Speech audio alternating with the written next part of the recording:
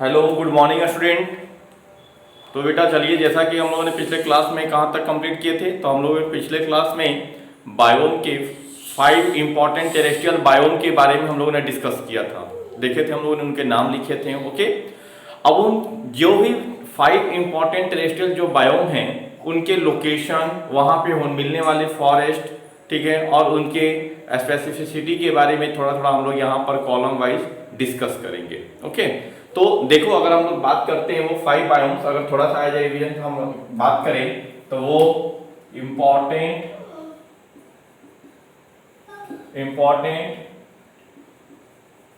Terrestrial biomes, तो वो कौन कौन से थे? तो वो थे आर्कटिक एंड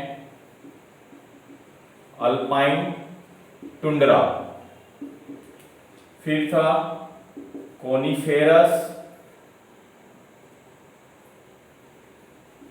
फॉरेस्ट, फिर उसके बाद में थे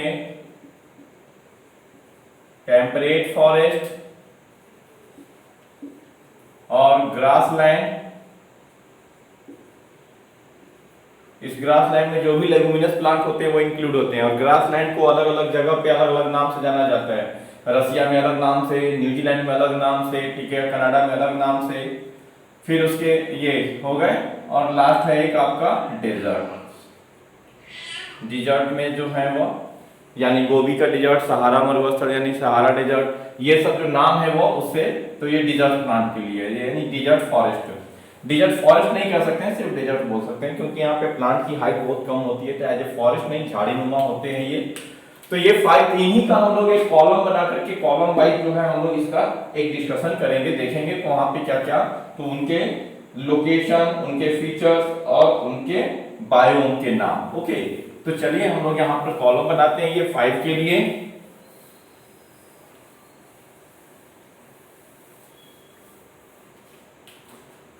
सबसे पहले हम लोग डिस्कस करते हैं बेटा, यहाँ पे पहले कॉलम बना लें।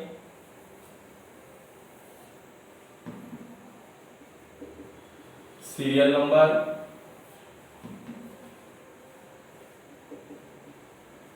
बायोम, फिर उनके लोकेशन और उनके फीचर्स। ठीक है, अब देखिए, जब यहां से हम लोग बात करें तो सबसे फर्स्ट में यानी सीरियल नंबर वाइज नंबर 1 में अगर हम लोग बात करें, ठीक है, तो लोकेशन ये बायो में कौन सा, तो ट्रॉपिकल रेन फॉरेस्ट। ओके, अब इसके लोकेशन की अगर बात करें तो इक्वेटोरियल, सब इक्वेटोरियल रीजन, लोकेशन इक्वेटोरियल, सब इक्वेटोरियल रीजन। ओके, इक्वेटोरियल, सब इक्वेटोरियल रीजन, साथ ही साथ central America, south America, central America, south America, यानी सेंट्रल अमेरिका, साउथ अमेरिका, ये सारे रीजन इसके अंदर इंक्लूड है। और इक्वेटोरियल या सब इक्वेटोरियल रीजन अगर कह रहे हैं तो इक्वेटोरियल रीजन यानी जहां पे सन रे डायरेक्ट आ रहा है, जिस रीजन पे, अर्थ के जिस रीजन पे सन रे डायरेक्ट आ रहा है वहां पे ऑब्लिक सन रे नहीं आ रहे हैं, तो वो बीच वाला पार्ट इक्वेटोरियल प्लेट है। तो एशिया के बहुत सारे ऐसे रीजन है, यूरोप के कुछ सेंट्रल रीजन है जो इक्वेटोरियल रीजन में आते हैं। ओके, अमेरिका, साउथ अमेरिका, ठीक है, उसके साथ साथ part of Africa and south east Asia, part of Africa, south east Asia. Okay, अब देखिए यहां पर rich in biodiversity,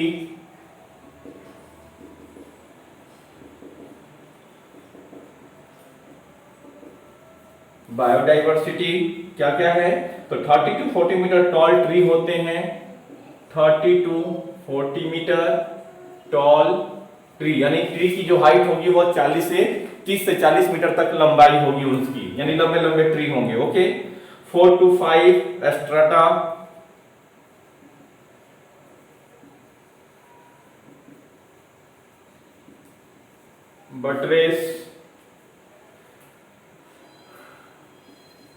buttress root, drip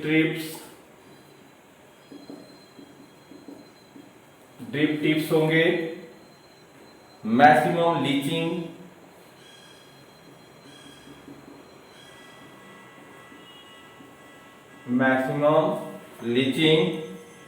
woody climber and epiphyte, woody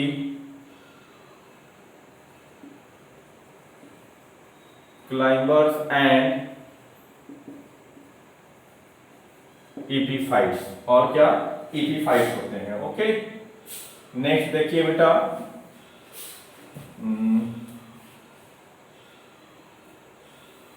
ये एक हो गया हमारा, और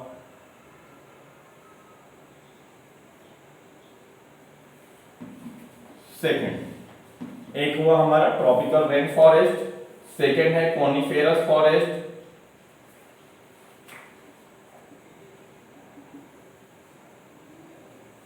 कॉनिफेरस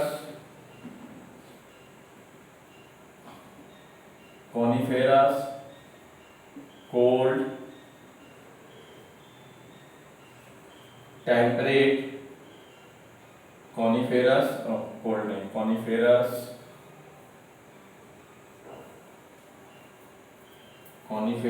या temperate needle leaf Tyga,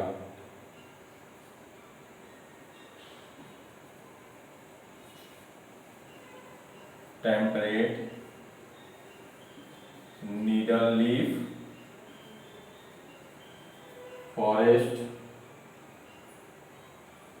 temperate needle leaf forest या नीडल टाइगा,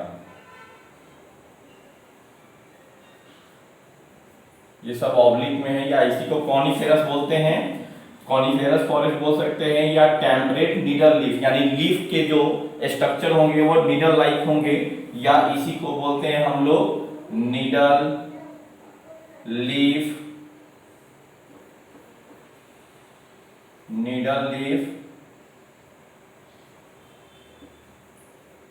टाइगर। ओके, अब इसके हम लोग लोकेशन की बात करें तो इसका location cold temperate region of cold temperate region, तो जो टेम्परेट एरिया का थोड़ा सा जहां पे टेम्परेचर लो है, कंप्लीट टेम्परेट रीजन नहीं है, जहां पे थोड़ा स्लो डाउन टेम्परेचर है, स्नो फॉलिंग होती है, खास करके किसी भी हिल स्टेशन पे जो स्नो फॉलिंग वाला हिमाचल वाला रीजन या हिमालय के साइड वाले रीजन पे जाओगे तो वहां पे लीफ का साइज एकदम नीडल लाइक होंगे। कश्मीर में जाएंगे तो आपको वैसा प्लांट मिलेगा आपको, ठीक है। तो उस एरिया के प्लांट को, यानी वैसे जो है ये कोल्ड टेम्परेट रीजन में है, तो cold temperate region of Asia, north America, Europe, south of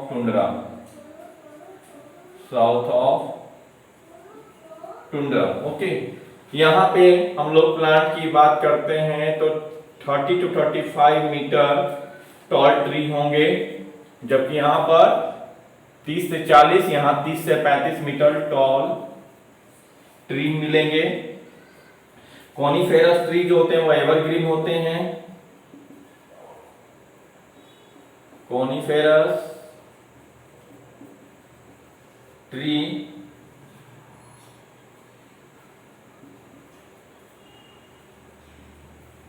evergreen tree होंगे, 30 से 5 मीटर तक लंबा ट्री होगा, कॉनिफेरस ट्री होंगे और वो ट्री एवरग्रीन ट्री होंगे, ओके। साथ ही साथ leaf long long needle like example pine,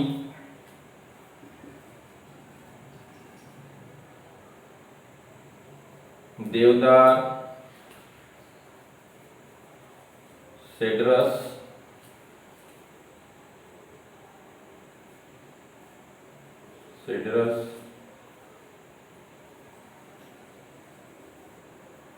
cypress,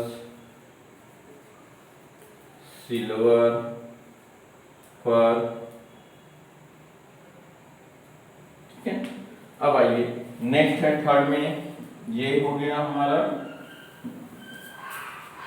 2 तक हो गए। ठीक है, अब हम लोग थर्ड देखेंगे। उसके लिए थोड़ा सा हम लोग को स्पेस बनाना होगा, ज्यादा नीचे जाऊंगा तो आपको दिखेगा नहीं। अब आइए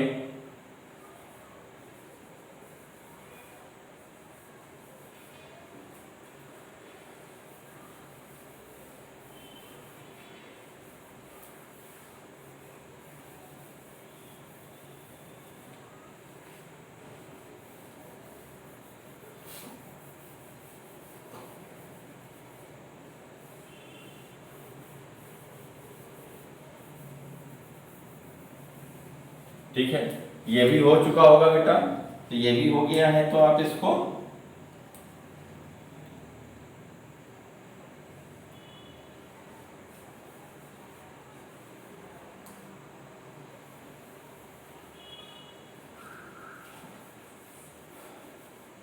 इनके नाम जो हैं, खास करके ये रीजन वाइज, रीजन में कौन कौन से ट्री हैं और ट्री की हाइट वगैरह थोड़ा सा आपको ध्यान रखना होगा इसमें, ये सब चीजों को। अभी जैसे ग्रास लैंड में आएंगे तो ग्रास लैंड में कुछ नाम जो होते हैं वो अलग अलग रीजन में अलग अलग नाम से जाने जाते हैं। अभी हम लोग उसको भी लिखेंगे। चलिए, ये हमारा हुआ।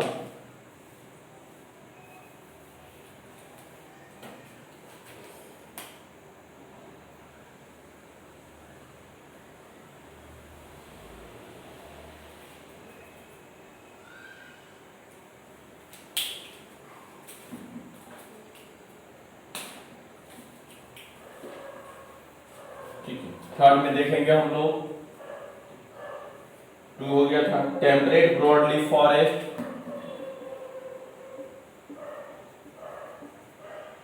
Temperate broad leaf forest, temperate broad leaf forest, temperate area of America,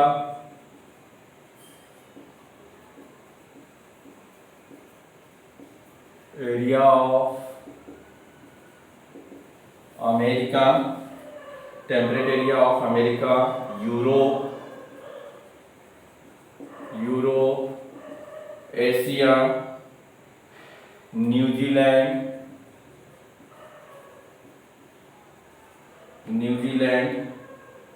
Australia,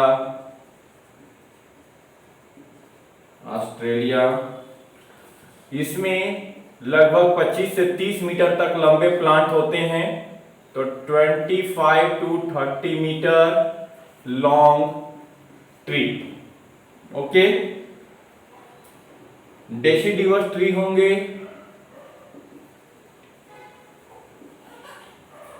डेसिडिवस tree, broad leaf several species,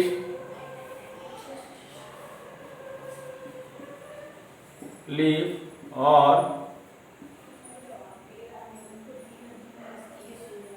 several species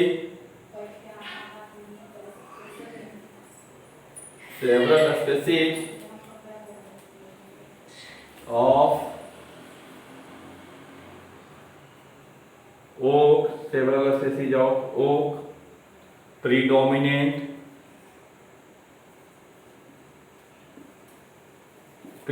का मतलब ओक जो है वो ज्यादातर मिलते हैं, ओक के plant, several species of oak जो है वो ज्यादातर मिलेंगे। नेक्स्ट आइए आप देखेंगे हम लोग 4 में ग्रासलैंड। हाँ, तो ग्रासलैंड में इसी का हम बोल रहे थे कि अलग अलग जगह पे अलग अलग नाम से इसको जानते हैं। ओके, तो वो नाम कौन कौन से हैं देखते हैं हम लोग। जैसे हम लोग बात करें इसी को रसिया में इसको बोलते हैं स्टेप्स, ओके। और नॉर्थ अमेरिका में पेरिस बोलते हैं, PAIRIES, पेरिस। और साउथ अमेरिका में इसको पंपास बोलते हैं। क्या बोलेंगे बेटा? पंपास। साउथ अफ्रीका में इसको वेल्स बोलते हैं। और न्यूजीलैंड में टुसॉक्स बोलते हैं। और इसी को न्यूजीलैंड में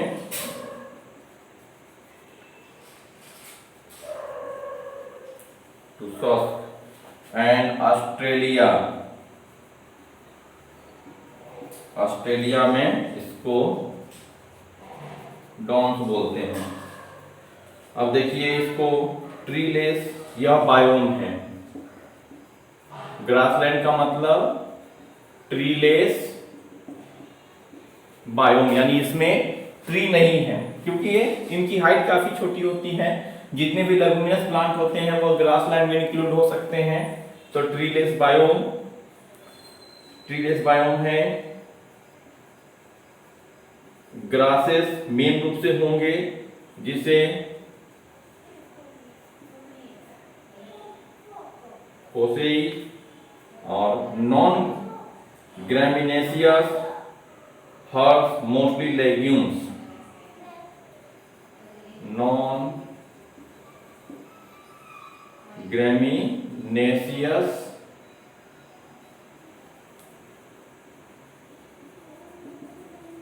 मोस्टली लेग्यूम्स।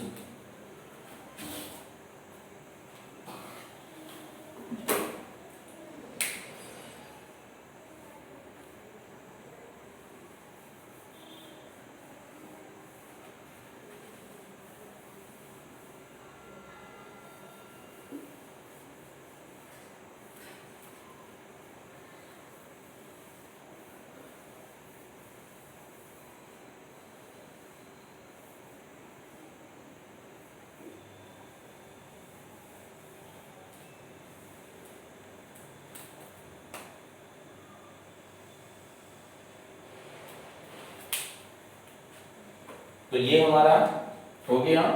अब एक है ग्रासलैंड के बाद में टुंड्रा, 4, 5। तो टुंड्रा के बारे में थोड़ा देखिए। यह है नॉर्थ अंटार्कटिक टुंड्रा। लोकेशन इसका नॉर्थ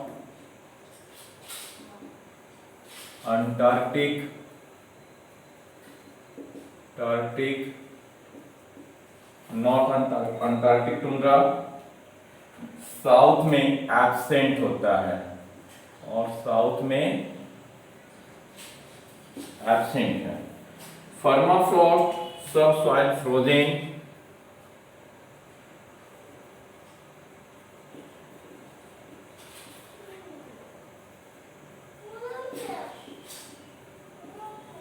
सब सॉइल फ्रोजन। Scanty vegetation.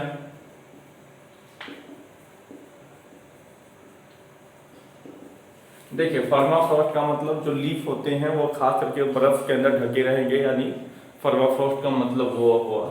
सब सॉइल फ्रोजन, यानी सॉइल तो पूरा है नहीं, वहां पर सॉइल के ऊपर मैक्सिमम टाइम क्या है? बर्फ है, तो इसलिए वो सब सॉइल फ्रोजन। स्कैंटी वेजिटेशन कहने का मतलब हुआ बेटा कि स्कैंटी दैट मींस कि छितराया हुआ। ऐसा नहीं कि जैसे एक टेम्परेट रीजन का जो फॉरेस्ट है वो क्या पूरा घना जंगल, लेकिन ये पूरा घना जंगल नहीं हो, कहीं कहीं पर कुछ कुछ जो है कुछ प्लांट के वेजिटेशन मिल जाएंगे, तो उसी को कहते हैं हम लोग स्कैंटी वेजिटेशन। जंगल तो है ही नहीं यहाँ पर, बस थोड़े थोड़े कहीं कहीं पे कुछ कुछ प्लांट मिलेंगे, ठीक है। ट्री एब्सेंट, तो क्या लिख रहे हैं? ट्री एब्सेंट हो जाएगा। ग्रासेस, तो इसमें मिलेंगे क्या? ग्रासेस मिल सकते हैं कुछ, grasses, sedges, mosses and lichens,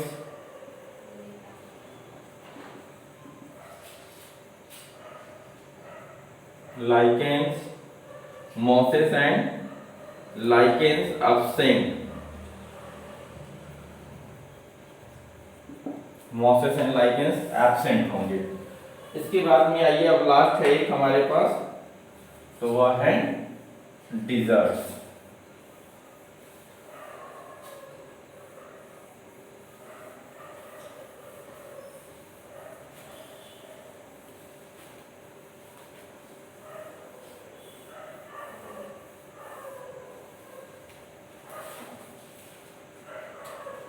अब लास्ट में क्या है बेटा, तो 5th नंबर हो गया। उसके बाद लास्ट 6th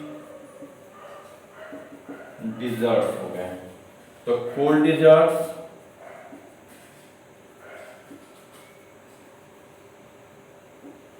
दो तरह के हैं। कोल्ड डिजर्ट का एग्जांपल है तिब्बत, ओके, और हॉट डिजर्ट का है थार। और हॉट डिजर्ट का है थार, और ये होता है गोबी।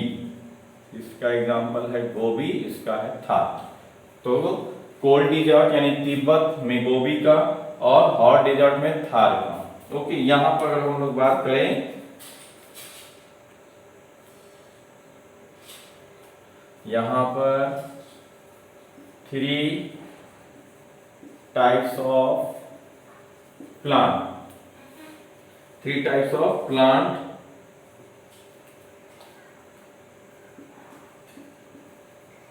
इफीमेरल्स, और या तो शॉर्ट प्लांट मिलेगा, शॉर्ट इफीमेरल्स और शॉर्ट लाइफ। पानी ज्यादा है नहीं तो यानी लॉन्ग लाइफ के प्लांट मिलेंगे ही नहीं, ट्री तो होगा ही नहीं, यानी लॉन्ग लाइफ के प्लांट नहीं मिलेंगे। एनुअल हर्ब्स,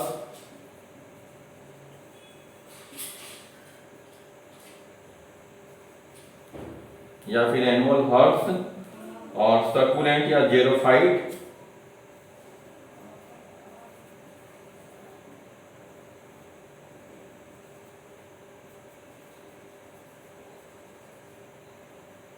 या फिर xerophyte, okay. Deep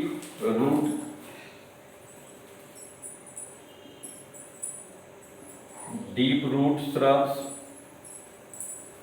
deep root क्यों होंगे? जमीन के अंदर जितना ज्यादा होगा वाटर मिलने के चांसेस उतना ज्यादा होंगे इस प्लांट को, तो इसलिए डीप रूट श्रब्स मिलेंगे। Deep root shrubs and a small tree,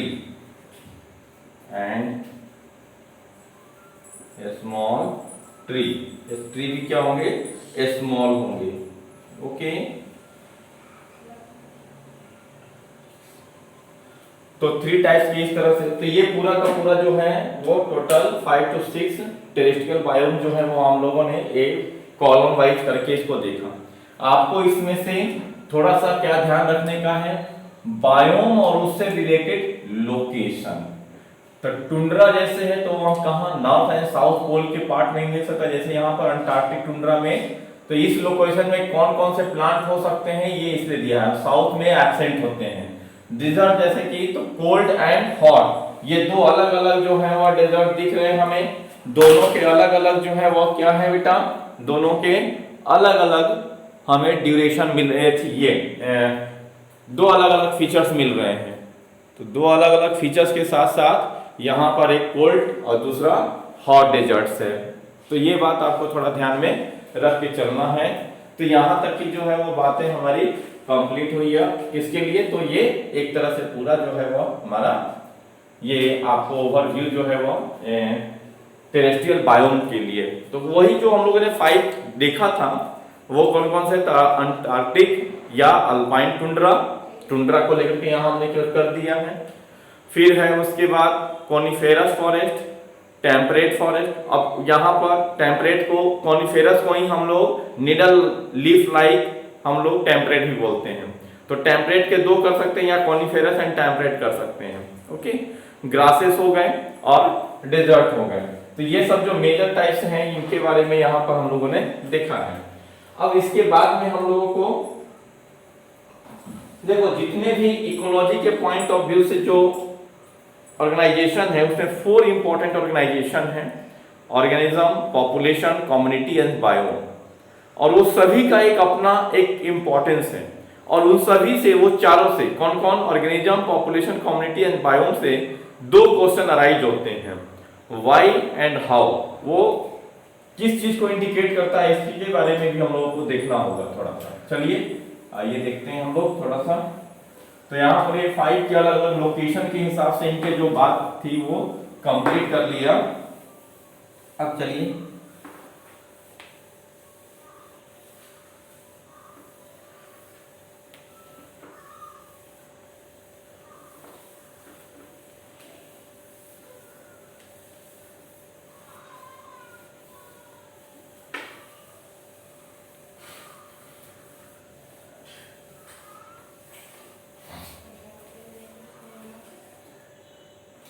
अब आइए देखते हैं हम लोग।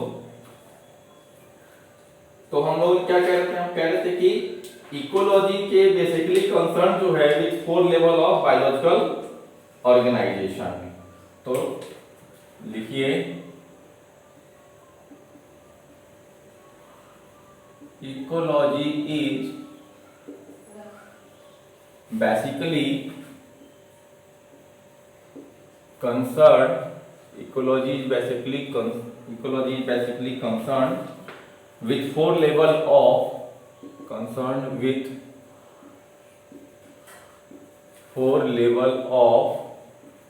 organization,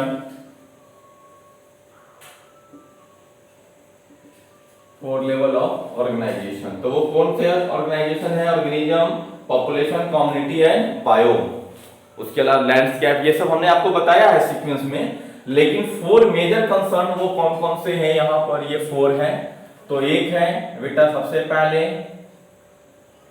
ऑर्गेनिज्म तो होगा ही क्योंकि यह इकोलॉजी का एक यूनिट है। किसी भी इकोलॉजिकल पॉइंट ऑफ व्यू से किसी चीज का ऑब्जर्वेशन करना है तो वहां पे सबसे पहले ऑर्गेनिज्म के हिसाब से चलते हैं।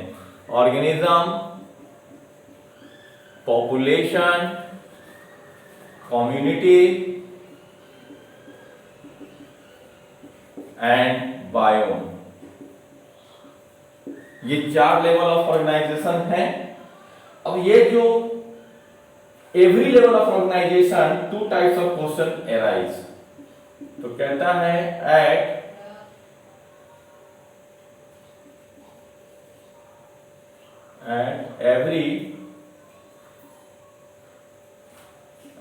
every level of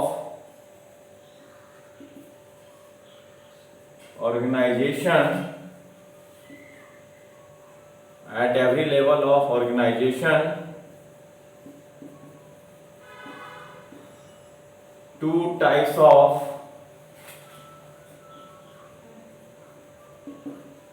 question arise.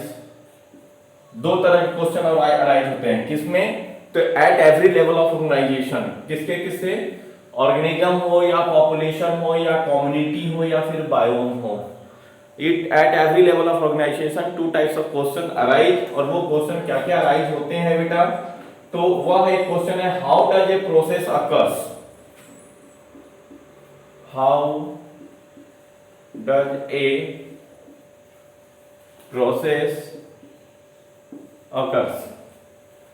And second question क्या है, तो why does it occurs, why does it occurs, question mark दे दिया मैंने। अब देखो ये दोनों क्वेश्चन के अपने रोल हैं।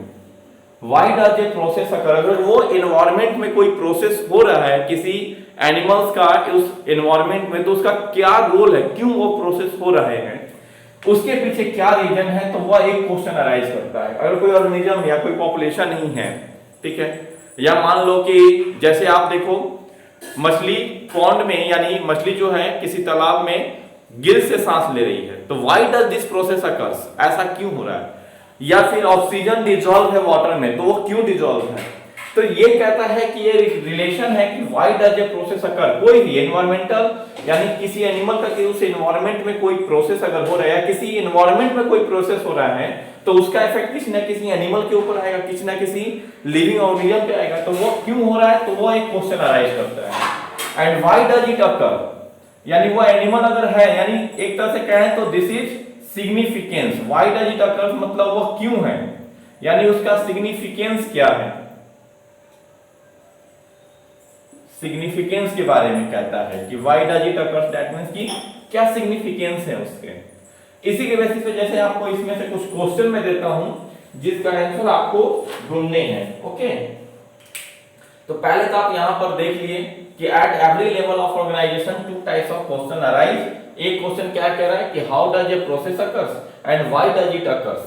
तो यहां पर इसीलिए यहां पर एक दो क्वेश्चन मैं देता हूं आपको, उसका आंसर आपको बताना है। जैसे आप देखो कि पॉलिनेशन ही होता है, तो pollination how does this process occur, pollination कैसे हो रहा है। And why does it occurs, वो क्यों हो रहा है। तो पॉलिनेशन कैसे होता है आपको पता है कि किसी भी मेल गैमेट का फीमेल गैमेट तक किसी एजेंट के थ्रू पहुंचना, यह प्रोसेस हुआ। And why does it occur, यानी कोई भी फैक्टर उस मेल गैमेट को फीमेल तक क्यों पहुंचा रहा है, क्योंकि फर्टिलाइजेशन का प्रोसेस उस पार्टिकुलर प्लांट में हो। रीजन तो समझ में। तो इसी तरह के ये जो क्वेश्चन हैं दो तरह के, तो जो ऑर्गेनिज्म है या प्लांट का कोई पॉपुलेशन है वहां पर ये चीज पॉलिनेशन क्यों हो रहा है, यही तो क्वेश्चन मेन रूप से अराइज होते हैं at every level of organization में। चलिए कुछ क्वेश्चन दे रहा हूं मैं जिसका आपको आंसर ढूंढना है, बताना है। जैसे क्वेश्चन नंबर 1 हमारा क्या है, क्वेश्चन नंबर 1 है Why are night blooming flower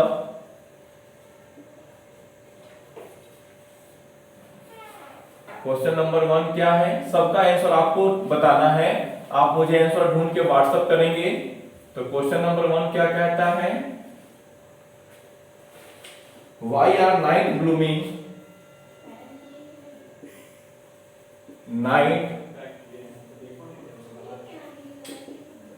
white blooming flowers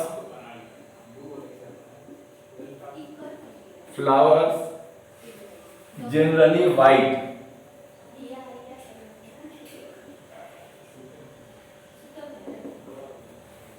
ठीक है, तो क्वेश्चन का आंसर ज्यादा ढूंढने के लिए जासूसी मत कीजिएगा, बुक का हेल्प लीजिएगा। Okay, next question number 2,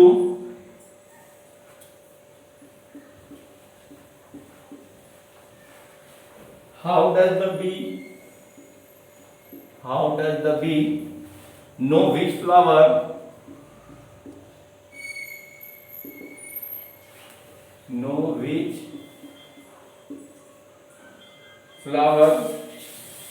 has nectar? Okay, and question number 3, why does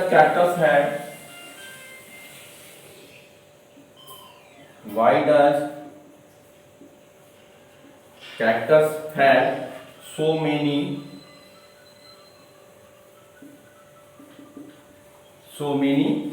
spines? Okay, ये 3 क्वेश्चन दिया मैंने आपको। Why are night blooming flowers generally white, रात में ब्लूम करने वाले फ्लावर जनरली यानी जो फ्लावर नाइट में खिलते हैं वो व्हाइट कलर के क्यों होते हैं, पहला question. Second question, why does the bee know, यानी जो हनी बी होते हैं यानी बी जो होती है वो कैसे जानते हैं कि इसी फ्लावर में नेक्टर है। ठीक, and why does cactus have so many spines, यानी जो कैक्टस के प्लांट होते हैं उनमें बहुत सारे कांटे क्यों लगे होते हैं। ये तीनों क्वेश्चन के आपको आंसर आपके अपने हिसाब से आंसर नहीं चाहिए मुझे, आपके सिलेबस यानी आपके जो टॉपिक है आप उसके बुक के हिसाब से जो आंसर है। Don't be search on mobile, please help to module और book. Okay, then give me answer, I will wait for your answer. Okay, तो ये 3 क्वेश्चन के पहले आपको आंसर ढूंढने हैं। अब जैसे देखो यहाँ पर ये 3 क्वेश्चन के आंसर आप जब ढूंढ लोगे उसके बाद में आइए यहाँ पर आपको ये तीनों क्वेश्चन के आंसर जो है बहुत अच्छे से ढूंढ के निकालने हैं। और ये क्वेश्चन का आंसर मैं कल के क्लास में आपको इसका आंसर लिखाने वाला हूँ, ठीक है, अगर आपसे नहीं होगा तब। बट फर्स्ट आपको अटेम्प्ट करना है इसके आंसर खोजने का। ओके, चलिए ये हुआ।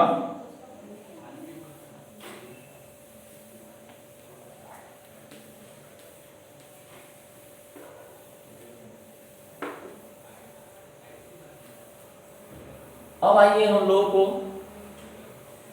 इंडिया में भी कुछ मेजर बायोम है, और वो इंडिया में मेजर बायोम है यानी कि वहां पे उस लोकेशन पे कौन कौन से, जैसे अभी हम लोगों ने कुछ टेरेस्ट्रियल बायोम यानी वर्ल्ड के लेवल पे देखा, अब इंडिया में कुछ मेजर जो बायोम हैं टेरेस्ट्रियल बायोम, और वहां पे उस लोकेशन में कौन कौन से प्लांट ज्यादातर क्या मिलता है, उनके क्या फीचर्स हैं, थोड़ा सा दो चार यहाँ पर हम लोग उसको देखेंगे। ओके, तो major biome of India and their features.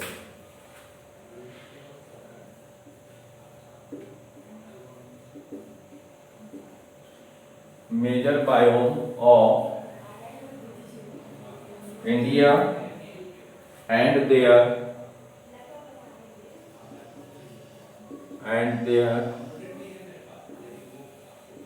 features. Okay. अब यहां पर ये जो बात हो गई, तो इसमें हम लोग तीन चार देखेंगे इसमें भी। तो सबसे पहले सीरियल नंबर, उसके बाद में बायोम, फिर उसके बाद में mean annual temperature, mean annual temperature, mean annual rainfall, mean annual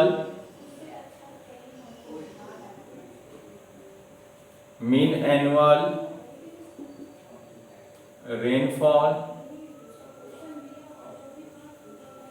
mean annual rainfall and important vegetation,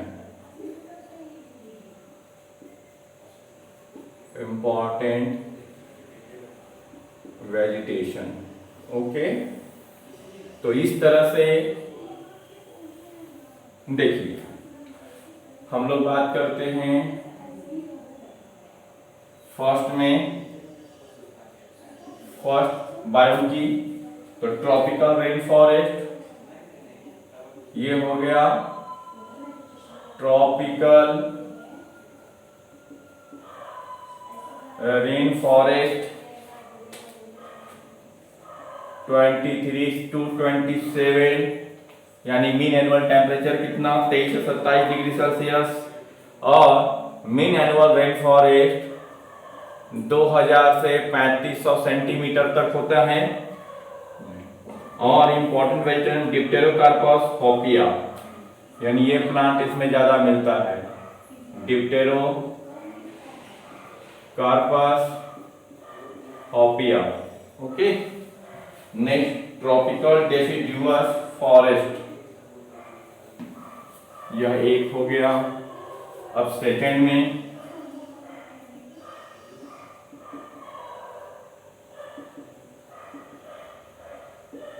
tropical deciduous forest, ये है 22 से 32, जो 900 से 1600 तक होगा। और ये है साल टीक का प्लांट, तेंदू, चिरौंजी,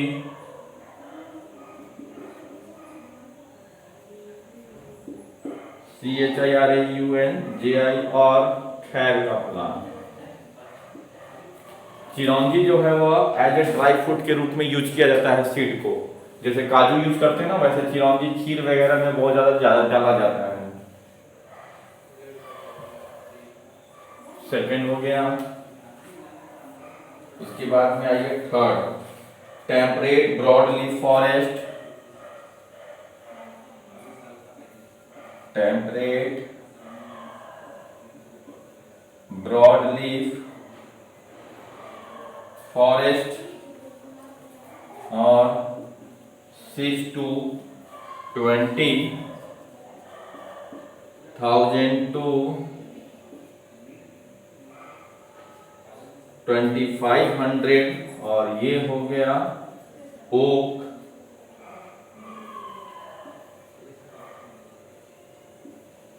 क्विरकस। ओक प्लांट को क्विरकस बोलते हैं हम लोग। फिर ये थर्ड हो गए। इसके बाद में है बेटा फोर्थ में आइए temperate needle leaf forest. Temperate needle leaf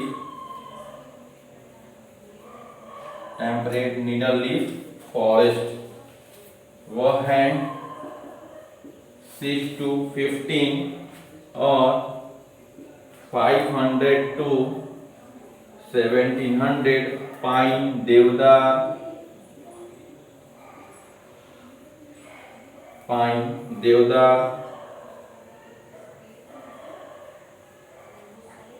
Cypress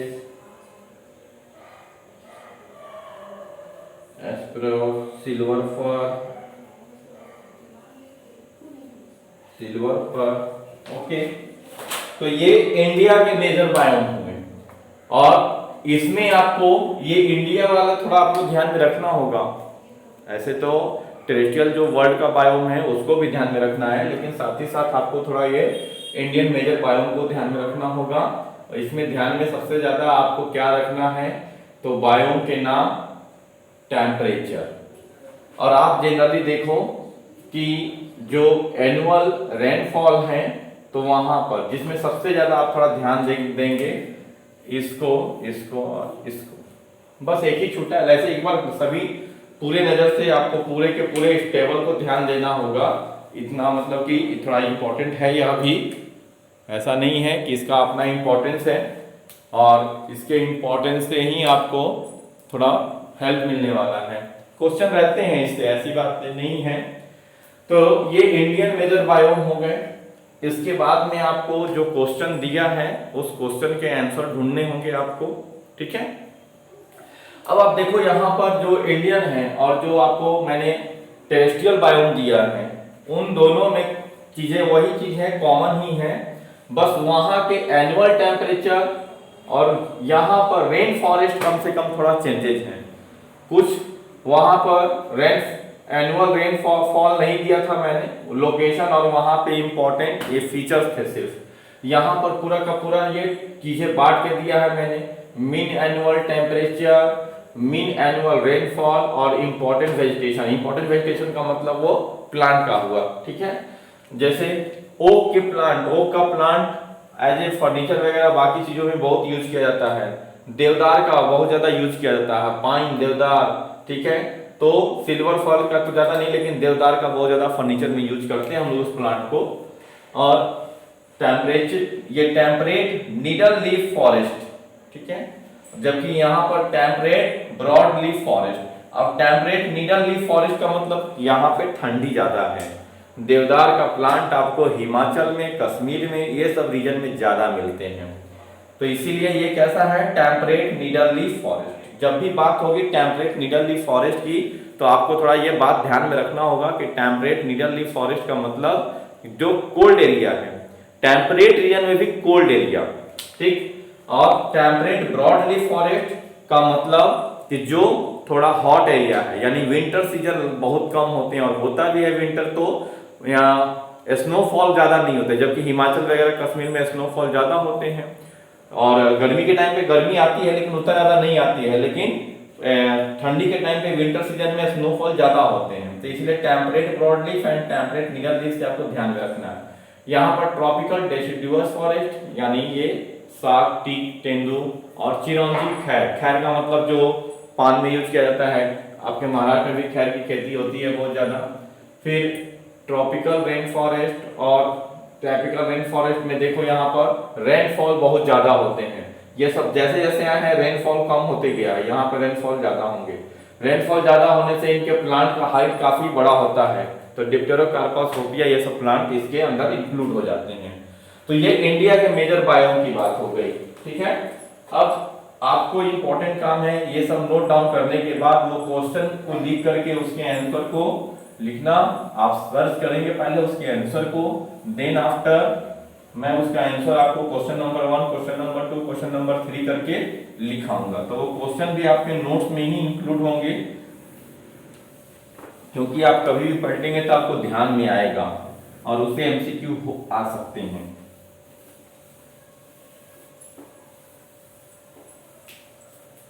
इस चैप्टर में हमें सिर्फ लिखने का ही ज्यादा काम है। फॉरेस्ट के बारे में, तो लोकेशन के बारे में, यही सारा चीज है। इकोलॉजी पूरा का पूरा यही है। मैंने शुरू में ही आपको कहा था कि इकोलॉजी में कंसेप्चुअल बातें कम और इंपॉर्टेंट नोट डाउन करके उससे एमसीक्यू की प्रैक्टिस करने की चीजें ज्यादा हैं। ये फोटोसिंथेसिस, रिस्पायरेशन के जैसे या मॉलिक्यूलर बायोलॉजी की जैसा पूरा का पूरा कंसेप्चुअल नहीं है कि ऐसा हो रहा है तो क्यों हो रहा है। बस ऐसा फॉरेस्ट है, प्लांट की हाइट इतनी होती है, लोकेशन ये है, फीचर्स ये हैं। इस चैप्टर में हम लोगों को इतना ही, यही सारी चीजें देखनी है। ओके, तो चलिए बेटा, यहाँ तक की टॉपिक जो है वो हम लोगों ने कवर किया। इसके बाद का हम लोग नेक्स्ट क्लास में देखेंगे, और उसके पहले आप लोग थोड़ा सा उस क्वेश्चन के जो आंसर हैं उसको कंप्लीट कर लीजिएगा। देन आफ्टर उसको हम लोग नेक्स्ट क्लास में डिस्कस भी करेंगे और तब उसके आगे के टॉपिक की आगे बढ़ेंगे। ओके, तो चलिए, थैंक यू।